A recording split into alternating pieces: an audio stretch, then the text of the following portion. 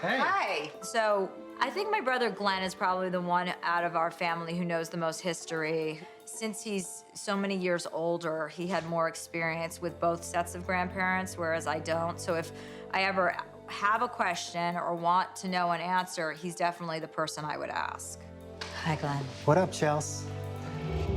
I came across some pretty interesting stuff that I think you're gonna like about our family history. Actually, I don't know if you're gonna like it, but I want you to look at it. Let's hop on the computer, all right? Okay. Type in ancestry.com. Oh, So yeah, I started a family tree. okay. Here's your grandfather, click on that. And that's your grandfather's birth certificate. Really? What does this say? So this is the town he was born, if you look up top. Okay, so that says, what is that name of that town? Bochum? Bochum. Let me show you something else. It's a memoir written by Grandma Stoker in 1966. It's in German, though. Yeah, you need to get that translated. She wrote this in 1966 about the war. We don't know. Here's a mention of Adolf Hitler.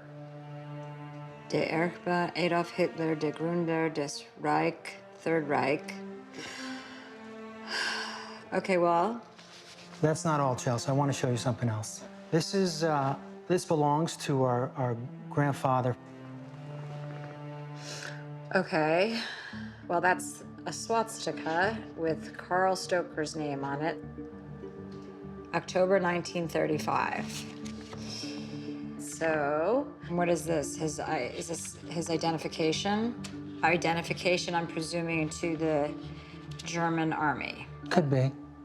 Chelsea, you need to get that translated too. Well, then I can take this and I can take his birth certificate and go to Bochum, Germany. Auf Wiedersehen. I'm very, very eager to have my grandmother's memoirs or diary or whatever they may be translated, because I think that would be really interesting. And then opening up that green leaflet with a swastika on it. I kind of knew that was coming. I knew he was in the war, but it's very chilling to see. So I know what I find, it's not going to be pretty. So I think that me being Jewish, it's going to be pretty mind-blowing going to a place where Jews were persecuted. Seeing that booklet makes me wonder what kind of allegiance my grandfather had to the Nazi Party. So I'm starting my journey in his hometown, Bochum, Germany, to find the truth.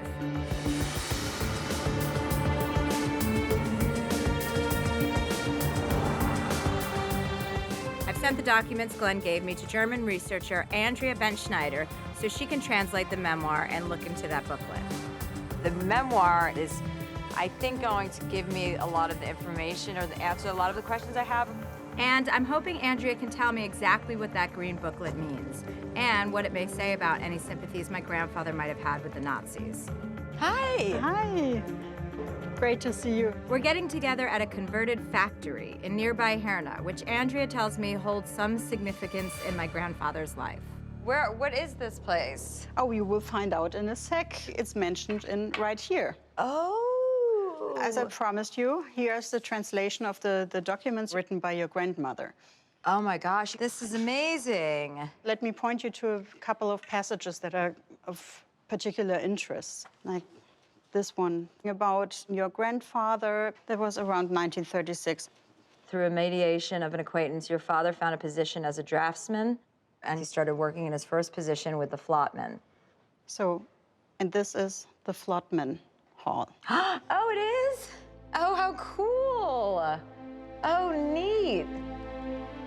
So this is where he worked? Yes. So actually what Flotman was about, or this factory was about, is like he invented a kind of a sledgehammer, which was a big revolution in the mining business. Okay. But Mr. Flotman was one of the biggest Nazis here in town. Really? Yes, and he had joined the Nazi Party actually in 1931 already, so 2 years before Adolf Hitler actually took over the power. So he was really behind the system, behind the ideology of the Nazis. So if Flotman owns this factory that we're standing in today, right? And He was a Nazi enthusiast. and this Right. is where my grandfather worked. Exactly. So that makes my grandfather what? Chelsea Handler is in Herne, Germany, where she has just learned that her grandfather Karl worked for a notorious Nazi. Now, she wants to know if that means Karl was a Nazi too. We do not know what your grandfather had to do in order to be employed here. So that's not so easy to say. Oh, okay. I think I just got the chills somewhere.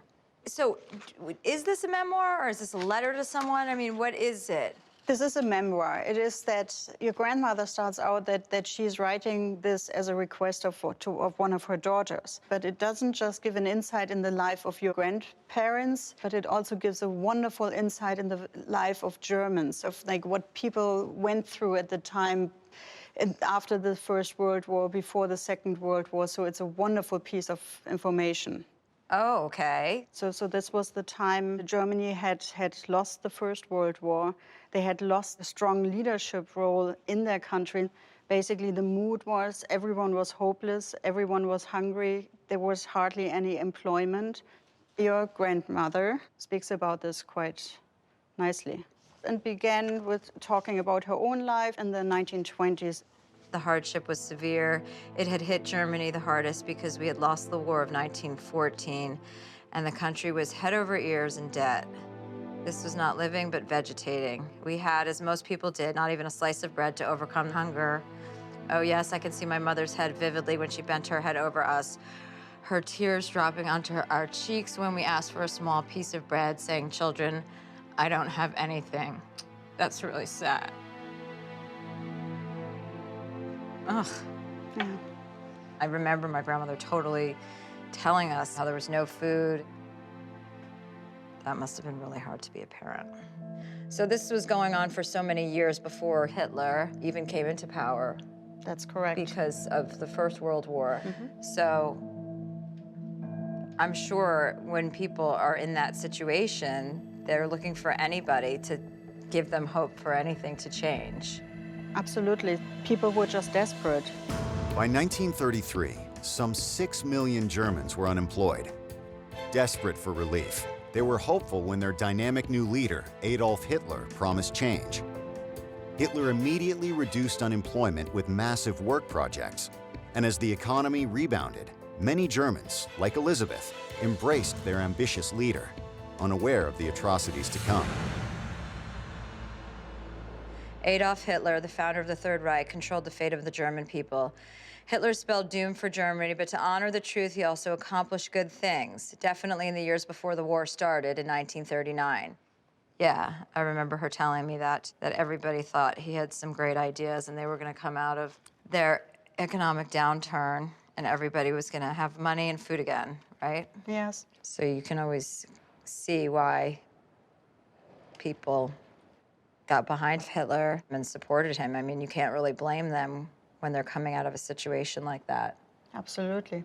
Is there any stuff that's more like personal between? Absolutely. Yeah, she does indeed go more into details about what her life was like. That was around 1936, and here you have the section where she actually talks about this time when your grandparents were first married. We had a small music chapel in our community where I played piano, he played violin. We were happy. We bought a paddle boat and spent the weekend with the boat. It was a wonderful time. So, in many respects, I think it was a wonderful time for people. If you were German and not Jewish, and then it says the happiness lasted from 1936 until 1939 when the war started. Right. It seems like my grandmother was justifying, in a way, all the reasons why people were in support of him, or why she was in support of Hitler, but also why people in the population were taken by him. Once you can really go through everything in your head that happened, you start probably wanting to justify it to yourself as well. Or just remember the nice things about it. Or remember the good things. Right. So there's nothing really in here that talks about Karl, my grandfather's kind of political standing and whether or not he was pro-Nazi or anti-Nazi. That's right? correct. That's correct.